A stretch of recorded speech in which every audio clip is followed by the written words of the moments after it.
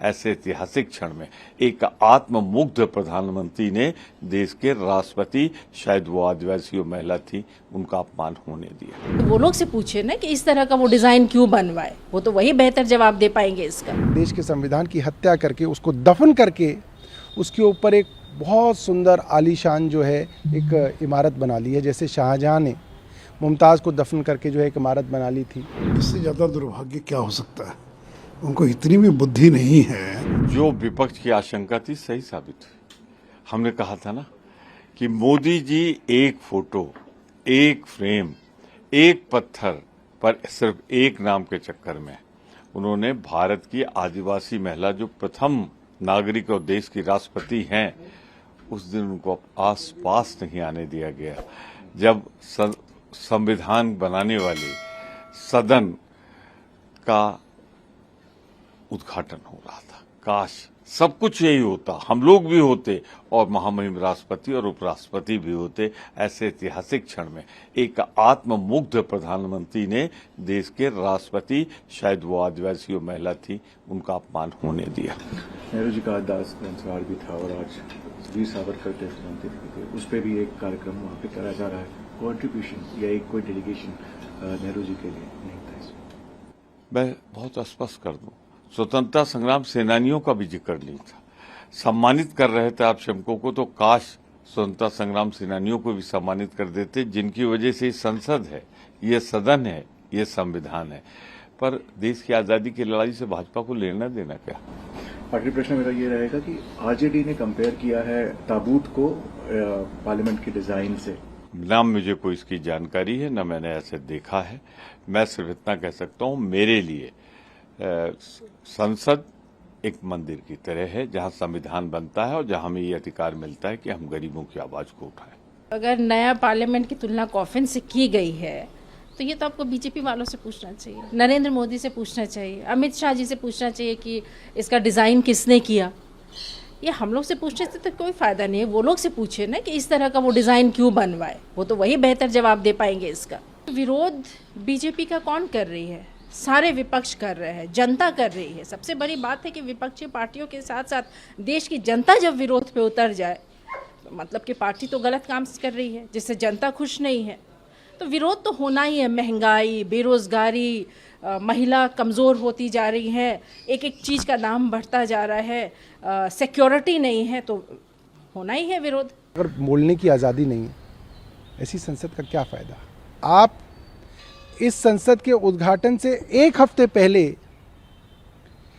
इसी देश के संविधान को परिभाषित करने वाली संविधान पीठ के जजमेंट को आप पलट देते हैं एक अध्यादेश से, और अध्यादेश में लिखते हैं, ये अध्यादेश ला ही इसलिए रहे हैं कि संवैधानिक पीठ की जो जजमेंट है उसको पलटना है। तो आपने क्या संवैधानिक मूल्य समझे? आपने ना लोकतांत्रिक मूल्य समझे, ना आपने संवैधानिक मूल्य समझे। आपने इन सब की हत्या करके, देश के संविधान की हत्या करके, उसको दफन करके, उसके ऊपर एक बहुत सुंदर आलीशान जो है एक इमारत बना ली है, जैसे शाहजहां ने मुमताज़ को दफन करके जो है एक इमारत बना ली थी। तो लोग इमारत देखने आते थे, और जब जब इमारत देखते थे वो कहते थे यहाँ जो है मुमताज़ दफन है। तो अब जब जब जो है इस नई संसद को लोग देखने आएंगे ज़रूर आएंगे, क्योंकि लोग तो सुंदर इमारत देखने आते ही हैं। जब जब जो लोग आएंगे वो कहेंगे यहाँ है जहाँ देश का संविधान दफन किया गया था। इससे ज़्यादा दुर्भाग्य क्या हो सकता है? उनको इतनी भी बुद्धि नहीं है। अरे ये नया संसद भवन जो बना है, ये जनता के पैसे से बना है, और इसमें सभी दलों के लोग, भले आज उन्होंने बहिष्कार किया हो, लेकिन कल सदन की कार्रवाई तो वहीं चलने वाली है।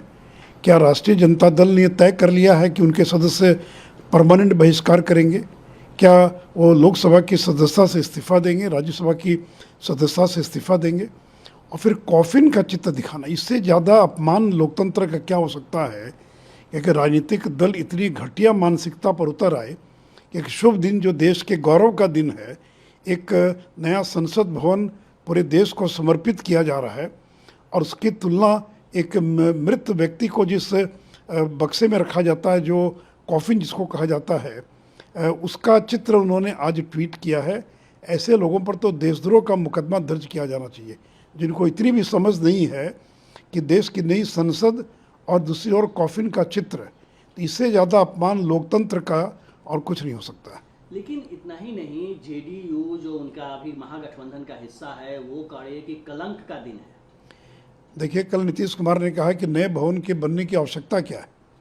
तो नीतीश जी, तब आपने जब बिहार का ब्रिटिश कालीन पुराना म्यूजियम मौजूद था तो उसके जगह पर 1,000 करोड़ रुपया खर्च करके नया म्यूजियम क्यों बनाया? जब पटना के अंदर श्री कृष्ण मेमोरियल हॉल एक बड़ा सभागार मौजूद था तो आपने बापू सभागार क्यों बनाया? तो नीतीश जी जैसा व्यक्ति इस तरह का गैर जिम्मेवाराना बयान दे, आपको नहीं आना है, बहिष्कार करना एक बात है, कि यह कहना कि इसकी आवश्यकता क्या है। 2026 के बाद जब नया परिसीमन होगा तो सदस्यों की संख्या बढ़ सकती है, वो कहाँ बैठेंगे? आज भी जब सेंट्रल हॉल में राष्ट्रपति का अभिभाषण होता है तो अलग से कुर्सियाँ लगानी पड़ती है लोगों को बैठने के लिए। तो अगर नया भवन बना है और पुराना भवन 90 साल पुराना हो गया तो उसका क्यों विरोध हो रहा है? और देखिए, इन लोगों ने कदम कदम पर विरोध किया, कोई ऐसा कदम नहीं है, सुप्रीम कोर्ट तक लोग गए, वहाँ भी इनकी याचिका खारिज हो गई। जब सिंह जो एम्ब्लेम था, नेशनल एम्ब्लेम, वो जब लगाया गया उस समय इन्होंने विरोध किया, शिलान्यास का विरोध किया। तो केवल इनको घृणा है, द्वेष है नरेंद्र मोदी से।